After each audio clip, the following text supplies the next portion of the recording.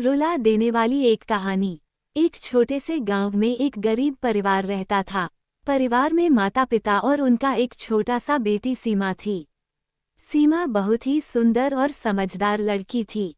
वह अपनी माता पिता को बहुत प्यार करती थी। एक दिन सीमा के माता पिता को किसी काम से शहर जाना पड़ा। उन्होंने सीमा को अपने पड़ोसियों के पास छोड़ दिया। सीमा को अपने माता पिता के बिना बहुत अकेलापन महसूस हो रहा था। वह दिन भर उनके लिए रोती रहती थी। एक दिन सीमा की पड़ोसन उसे अपने साथ बाजार ले गई। बाजार में सीमा ने एक सुंदर गुड़िया देखी। वह गुड़िया को देखकर बहुत खुश हुई। उसने गुड़िया को खरीदने के लिए अपनी पड़ोसन से पैसे मांगे। पड़ोसन ने सीमा को गुड़िया नहीं खरीदने दी। उसने कहा कि गुड़िया बहुत महंगी है। सीमा बहुत निराश हो गई। वह गुड़िया को अपने हाथों में लेकर उसके साथ खेलने लगी। उसी समय एक महिला गुड़िया को देखकर रुक गई। उसने सीमा से गुड़िया के बारे में पूछा। सीमा ने उसे गुड़िया की कहानी सुनाई। महिला सीमा की बात सुनकर बहुत दुखी हुई। उसने सीमा को गुड़िया खरीदने के लिए पैसे दिए।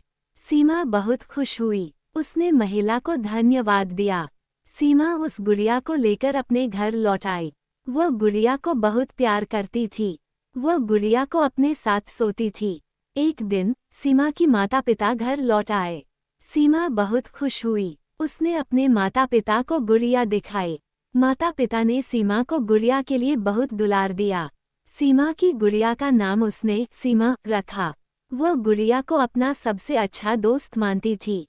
सीमा और सीमा गुड़िया हमेशा एक साथ खेला करती थी। एक दिन सीमा के माता पिता को किसी काम से फिर से शहर जाना पड़ा।